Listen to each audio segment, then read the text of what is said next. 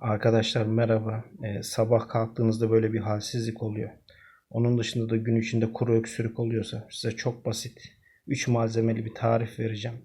Sabahları aç karnına 2 yemek kaşığı çaktığınız zaman çok daha iyi zımba gibi sizi gün hazırlayacak. Şimdi şu şekilde bunu göstermek için böyle koydum. Ölçüsünü sonradan vereceğim.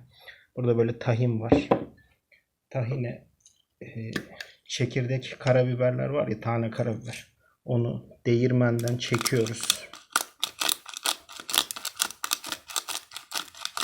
Dediğim gibi ölçüsünü de vereceğim. Nasıl yapıldığını göstermek için söylüyorum bunu. Şimdi bir de çörek otunu aynı şekilde çekiyoruz.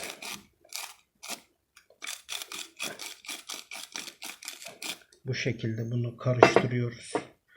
Bir 24 saat falan demlensin bu. Şöyle daha iyi görünüyor bakayım. Kameradan bakın. Böyle. Tabi bunu sadece göstermek için söyledim. Ölçüsü şu şekilde.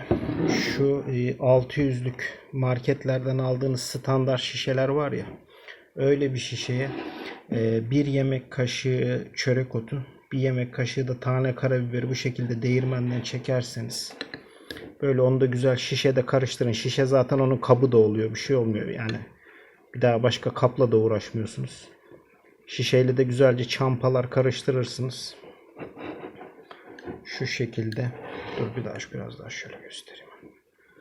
Bunu el değirmeninden çektiğiniz birer yemek kaşığı karabiber ve çörek otunu sabahları aç karnına 2 kaşık yerseniz 6 aydan önce de fayda vermez, onu da söyleyeyim. Bir 6 ay falan böyle düzenli kullanırsanız faydasını göreceksinizdir. Zaten tahinin içinde de bir ton mineral de var. Böyle halsizlikle ilgili falan da gayet derdinize derman olacak bir tarif bu. Karabiber bilhassa çörek otu o öksürüğü gidermekte çok etkili bir şey. Çörek otunu o anlamda tek başına da kullanabilirsiniz. Bir tatlı kaşığı çörek otunu ezip sabah o şekilde de yiyebilirsiniz ama böyle tahinle falan hem daha bir karışım gibi oluyor. Yemesi de aç karnına daha lezzetli oluyor böyle tahin girdiği için.